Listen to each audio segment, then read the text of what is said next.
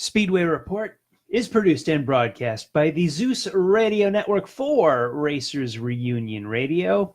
Well, the Florida Mafia is in trouble, which will be no surprise to my audience. Hickory Motor Speedway here in North Carolina is holding a reunion this weekend.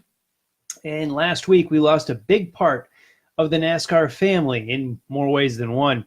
We've got all this and more coming up. Welcome, everyone, to Speedway Report, Monday, January the 14th, 2019, from the shores of Lake Norman in Race City, USA, Mooresville, North Carolina. I'm Patrick Reynolds, and thank you for joining the fastest half hour in racing.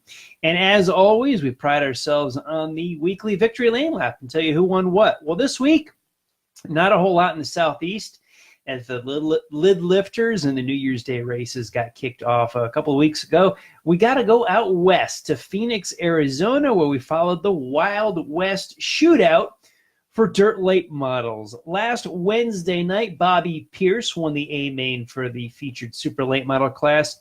On Friday night, Pierce raised his win total to 3 in a row, which dated back to last weekend. And then Saturday, they had a doubleheader there. Remember, one race was rained out last weekend, so they stacked them up Saturday afternoon and Saturday evening. Ricky Weiss won the rained out matinee from last weekend, and then Louisiana racer Cade Dillard won the regularly scheduled feature Saturday night. Last night, Weiss won the $14,000 to win finale. At the end of all that, we total up the points, and Brandon Shepard is the week-long champion. 2019 Wild West Shootout champ, Brandon Shepard. And from here on out, as usual, figure no trouble. We'll have racing every single week. Won't be hard to find. That'll be good stuff. Told you over and over. Christmas is it. That's all we got to worry about. A lot of folks, though, very concerned out of NASCAR as we had a round of layoffs.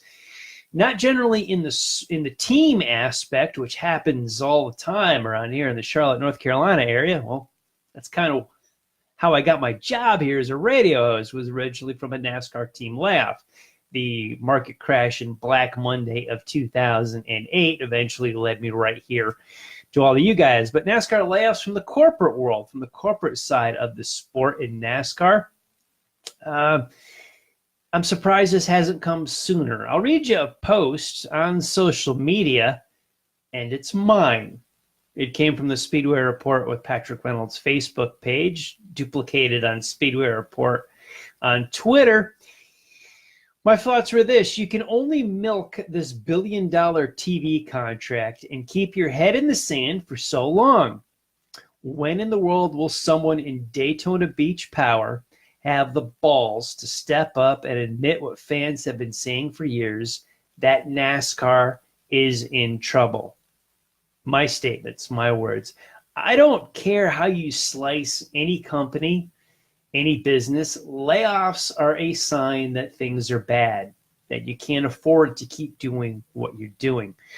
And I think that's what these folks have been doing. Now, the head in the sand ostrich analogy is somewhat overdone, but they have been living high off the log of this billion-dollar TV contract that keeps getting renewed, and there is no way on God's green earth this thing will be renewed again at that price point. Yeah,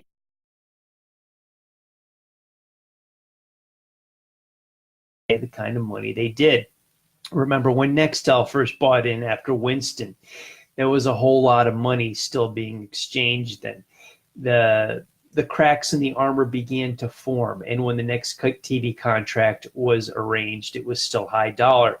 For multi-years, several hundred millions of years, these things get up into the billions of dollars. The rich got richer, and the working class folks, well, they stayed the working class folks, even in the NASCAR offices in Daytona Beach. There's a lot of good people that are in NASCAR that are no longer. There's a lot of dead weight that was in NASCAR that is no longer. Several years ago, I had a friend of mine ask me about a job at NASCAR because she was being recruited by a recruiting firm. There was a job opportunity for her to interview with the office at Daytona Beach. I don't remember what she was doing, but this girl, as talented and as bright as she does, knows next to nothing about the sport of auto racing, never mind the intricacies of NASCAR. Yet through their recruiting agency, she was a top contender for one of the positions there. It didn't wind up coming to fruition, but her resume clicked all the right buttons that these people were looking for, and it is quite possible that she would have gotten brought in.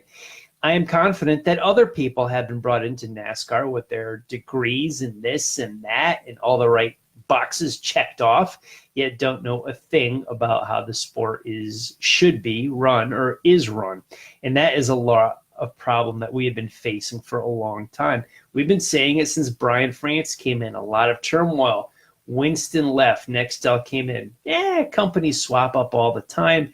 That's not a sign of a problem, especially for a cigarette or a tobacco company leaving major sponsorship because of the government's involvement. Remember, we need protecting from ourselves. But a lot of things started changing with the top 35 rule, the chase, starting in those years there, and that's when the trouble began. This has been a long time coming. We hired more people, we spent more money, and the TV ratings have gone down, down, down. Attendance keeps going down, down, down. Where does the money come from? The TV contracts. We kept funneling money into the corporation. They can do the forecast, they can look forward, and they can see that they are in trouble. Yet everyone in the media or public relations department will very strategically and nicely explain and justify every move that NASCAR makes. Why? Because if you trace where their paychecks come from, it is from NASCAR in some form. This comes from MRN, NASCAR, ISC. Go down the rabbit hole of your choice. The people whose paychecks come definitely from there or from sponsorship from the Florida Mafia will back them up and defend every move they make, as long as you still have a job, because there's 50 people from last Friday that no longer do. Now, where do they fall in the I was useful to NASCAR or I was dead weight to NASCAR? I don't know. I know a John McMullen Jr., who I don't know personally, but I remember his dad. McMullen was such a big part of the 1980s broadcasts of all the Winston Cup races. John McMullen was a big part of radio and television, and his son was in the offices in Daytona working for NASCAR. He worked there for 13 years, and he gave it everything he's got. Being a second-generation involved family member that he is, I believe that, and there could have been a lot of other people. But like so many of them, and I won't drop names here, but I know people that work within the organization, and a lot of them, they're corporate drones. They know a lot about racing. They would not do they would not run the sport the way it is. However, they're smart enough to keep their mouths shut, like so many people do in corporate America outside of racing, just to keep their job and their paycheck. It's necessary. They have to. They need to. Like all of us, we need a paycheck to pay for the mortgages, keep the lights on, feed children, groceries, college education. So I get that, in spite of the folks that are making their 8-9 figure paychecks off of this $1 billion TV contract. The rich get richer and the sport gets run into the ground. Eventually, you can see that we're living just off the TV contract. Sponsorships are dwindling left and right. They have for years. When's the last time you heard of a major layoff at NASCAR? I can't remember one. Now, random employees come and go, always have with any business. They do in race teams, they do in radio, they do in television, they do in sponsorship. But for a 50-person layoff out of the offices of NASCAR, please message me or contact me on social media if you know of another incident that took place like this. I don't think it ever has. This sport's in trouble, has been for a long time. No, I'm not being negative. When bad things are happening and you happen to speak up and point them out and state that they're bad, that doesn't make you a negative person. That makes you a realist. This sport, if you want to be a realist, has been in trouble for a lot of years. And I won't say auto racing is in trouble, because there's a lot of sports on the rise, a lot of motorsports entities on the rise, while NASCAR and their national series continues to be crippled a little bit more each and every year. Now you've got 50 less people. Now, the story I've heard is that they're trying to redirect this money for future endeavors, either to place some kind of activation kind of budget for the races to get more people out to the track. There's been all rumors for a few years of a sale of NASCAR, and this kind of reduces the expense project or the expense portion of the company. I don't know. Speculation, but all could be true. Let's face it, if the sport was making money and there was plenty of money to go around, these people would not be laid off. They got laid off because you can't afford to keep them anymore. Where's the money? Well, it's from that TV contract, and that's eventually going to run out. And the folks up the top of the chain, the food chain, they certainly will be taking a pay cut to let this thing keep rolling along. Now, will it be sold? Possibly. With Brian France out and Jim France in, Steve O'Donnell taking the reins a little bit, there's a lot changing. Maybe the company will be sold, and we'll see a whole new face of NASCAR. Now, the last 15 years have been rough. I'll say it again. We haven't had a legitimate playoff championship system since 2003. Everything beyond then has been a farce, and you've driven away so many fans. This is layoffs last Friday is not a good sign for the sport. Justify them all you want if your paycheck comes from somewhere in Daytona Beach, but realistically, the rest of us can see that the emperor has no clothes. In other down news from Friday, very sad news, the sport lost one of its good people. J.D. Gibbs passed away, the son of Joe Gibbs. J.D. was pretty much the brains and the head of the operation behind Joe Gibbs Racing. I first met J.D., I want to say, I worked on my memory of this for over the weekend here, somewhere in the 1990s at the Riverside Park Speedway in Agawam, Massachusetts. It was at the old Busch North Series at the time, now the K&N Pro Series East, which it has evolved to. But at the time, it was the Busch North Series, and this was a time before JD stepped up to the trucks and the Xfinity Series, which he eventually raced in.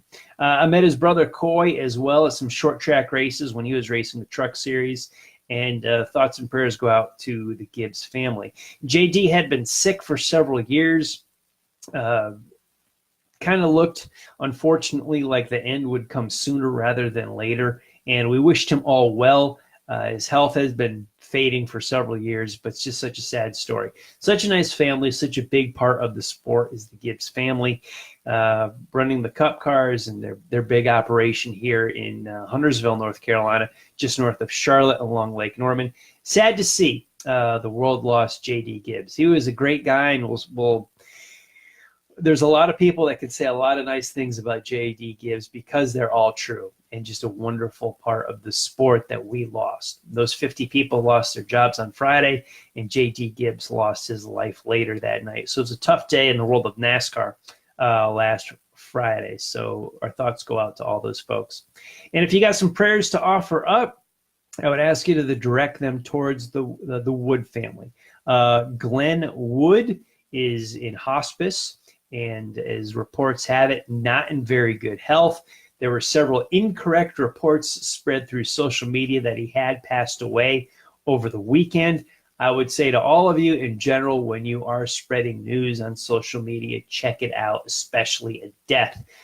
It doesn't excuse you to say, oh, I read, I heard, so-and-so said, I was told. If you're going to pass along something like that, you take responsibility for yourself to make sure it is correct in his accuracy. If you spread it on social media, you take responsibility for the words being said, as opposed to you just have an easy out of, oh, so-and-so said, or I heard, or it's not good enough. In this day and age where fake news is such a hot topic, either defending it or laughing at it, whatever you have, don't be part of the problem with spreading things on the internet. But please offer up your prayers for Glenn Wood. Part of the Wood brothers, a founding father, so to speak, of NASCAR itself. That number 21 has just been on track and an icon of this sport. So please keep the Wood family, the Wood brothers and Glenn Wood in your prayers in the coming days. So hopefully some good health will be coming his way soon. ARCA cars were on track testing over the weekend at the Daytona International Speedway. And the fast time over the 2-day test was set by Leilani Munter. On Friday, of the Friday and Saturday test, she went over 184 miles per hour at a lap average around the 2.5-mile track. And she's part of the Venturini operation. Her teammates are Christian Eckes, Harrison Burton, and defending race winner of the upcoming Daytona 200, Michael Self. They worked together in the draft, the 4 cars, and Munter set that time in the draft. So that's not a single car qualifying run. I don't expect the speeds to be that high when they go out for qualifying next, here in a few weeks, coming up soon for Speed Weeks down there, but she set that in the draft. Now, I don't know if the ARCA cars are qualifying in the pack like the Cup cars are, or if they're still doing single car runs for qualifying. I don't know about that. As I said that I don't expect the speed to be that high. I'm not sure because they may draft in that. But anyway, Venturini Motorsports is kind of like, well, that's like your Joe Gibbs Racing or your Penske or your Hendrick. It's a top-notch A-class operation for ARCA cars, and you know they will be fast and they will be near the front, especially with a 4-car effort heading down there to Daytona. Also on track, not enough to report to you guys yet as far as results, but the Chili Bowl load-in was yesterday. They practiced earlier today, and the first qualifying night went green, I want to say about an hour and a half ago, as the Chili Bowl 2019 got underway. In years past, this Monday night has been used for practice, and the first qualifying night was Tuesday. Well, they started practicing early this morning, and the first qualifying night tonight, right now. Heat races are being run at the Exposition Center in Tulsa, Oklahoma. Can you tell I'm a little excited? That's going on right now. I'm sure the massive crowd that's tuning into Speedway Report is probably hurting the audience for the Chili Bowl. I get it. You guys are the best. Thanks for sticking with me for a little bit here, and you can go back to your coverage of the Chili Bowl very shortly. But we will have coverage of the Chili Bowl on next week's show. We'll follow all the stories, give you the night-by-night results, and tell you everything that went on in Tulsa, Oklahoma. Now, this past weekend, we had some cold, miserable, rainy weather here around Charlotte, North Carolina, and Lake Norman. So, great day for watching football, correct? No, not for me. I read, and I'll recommend this book right here. Hot Shoe Gary Ballou. The story of Gary Ballou, A Checkered Past, My Story, written by him, told by Gary Ballou, and written by Bones Boussier, one of the best, if not the best, auto racing writer there is. A great inspiration to me in how I write, reading his columns for years, his books, his stories. He tells the story of this sport and paints a picture like no other. These are pretty much Gary Ballou's words, but he is very, very forthcoming in this book. You'll notice a little marker I have there. I'm not done with the book yet, but he tells some fascinating stories where I am of growing up in Florida, his childhood, racing at local tracks when he was a younger guy, and then migrating to the Northeast United States on dirt. That's about where I am in his story. We all know the off-track trouble that he got into. He goes into detail on that later in the book. I'm not there, but I think it's wonderful that Gary Ballou actually shared his story with everybody. The book is not a new release, but I would recommend go to coastal181.com, pick up Ballou's book, read it, know it. It's going to be a good story. It is a good story. Interesting story from Kenny Wallace that came out over the weekend. Missed his feature in the modified division in the Wild West Shootout. I told you about the results earlier in the show out in Phoenix, Arizona. He was working on his car. They made some changes to it. The domino effect adversely affected another part of the car, so they kept working on it. In their motorhome, Kenny said they had Wi-Fi and were watching the televised broadcast of the races. Well, he didn't know the motorhome was about 30 minutes behind what the live action was. Kenny Wallace and his crew kept working on their modified and missed the modified feature one night over the weekend. at the Wild West Shootout. It's great that, speaking of honesty from Gary Ballou, it's good to hear honest human being mistakes out of Kenny Wallace. I thought that was pretty neat. I've seen some people misfeature events on their local Saturday night track because of different circumstances. Kind of cool for Kenny. If you follow him on Twitter, he talks about it and tells the whole story in more detail. And coming up, where are we? Hickory Motor Speedway has a reunion this coming Saturday. If you're watching us live, Saturday, January the 19th. Please mark your calendars. It won't take place at the Speedway. It will take place at the GMS Racing Shops in Statesville, North Carolina. They are next to the Statesville Airport. If you're familiar with the area, these are the old Ray Abraham shops when he had his NASCAR Cup team, the old Dodge shops. Right now they have the Truck Series there. Brett Moffitt just signed on to replace Johnny Slaughter. That was a big story last week. But it will be in Statesville, North Carolina, next to the airport. GMS Racing Shops. It will be the Hickory Motor Speedway reunion this Saturday, January 19th, 11 a.m. to 4 p.m. Go by the shops and get a piece of Hickory Motor Speedway history. And as we're going to continue with our tribute to Motor Week Illustrated, the style and format of what this show originated from, they had the Racer of the Week. We're going to continue that each week here in 2019, see how it goes. Our Racer of the Week this coming week was from the Wild West Shootout. The champ all week long, Brandon Shepard, gets our vote. It's nice to win the races, but Brandon was consistent week in and week out, won the championship. We're going to go with him, Brandon Shepard, as our Racer of the Week for January 14th. And I'm going to step away from auto racing here for a moment and put out an announcement to the local audience here around the Lake Norman, North Carolina area. There's a job opening in Cornelius, North Carolina. One of the WSIC radio sponsors, Serenity Now Massage Therapy, is looking for a couple of massage therapists.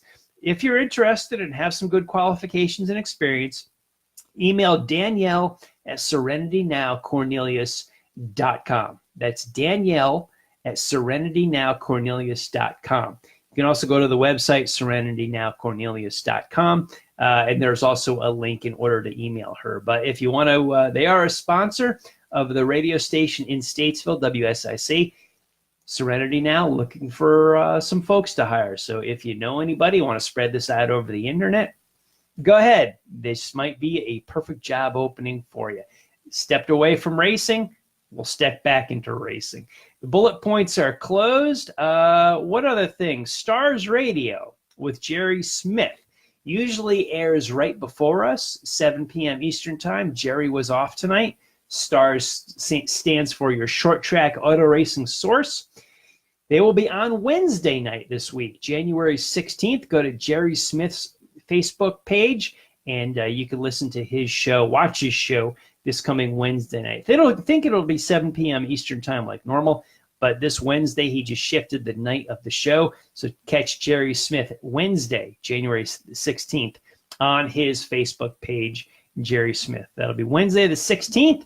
At 7 p.m. Eastern Standard Time. In between our broadcasts, keep up on the world of racing with SpeedwayReport.com. That's our website.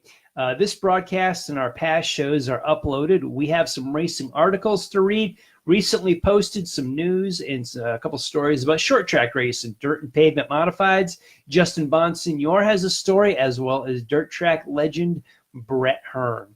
Uploads of this show and past shows are on our Facebook page, Speedway Report with Patrick Reynolds, and on Racers Reunion. You can also catch a podcast of this, download it on Twitter at Speedway Report or at Speedway Pat, and we are still live and active at racersreunion.com. Just go over to the forum. You can also catch a Speedway Report on YouTube, LinkedIn, and Google+. But for the live show, thanks to everyone on Facebook that tuned in for the conversation during the show tonight, I want to thank all of the military past and present for the freedoms we enjoy as Americans in our daily life, including the simple things like bench racing right here on a Monday night. Freedom is not free, and a veteran paid that bill for us. To all of the men and women who are defending freedom, and watching Speedway Report. Take care of yourselves and come home soon. A special salute to the teachers, school staff, firefighters, police officers, and paramedics in our own communities. They are quiet and modest heroes every single day. So God bless and thank you. You have been watching Speedway Report from the shores of Lake Norman in Race City, USA, Mooresville, North Carolina. Please like our Facebook page, Speedway Report with Patrick Reynolds, and you can follow me on Twitter at SpeedwayPat. Now if you're on Facebook, head on over to the Drag Racing List page. Up next is Racin' and Rockin' with draglist.com. BP, JB, and BS have some great music and some drag racing talk for you. Now, I'll be back live right here on Facebook in 1 week. That will be Monday, January the 21st, with a look at night-by-night Chili Bowl results and stories, and then we will set you up for Rolex 24 week at Daytona. Thank you all for joining us. I'll see you all live next week.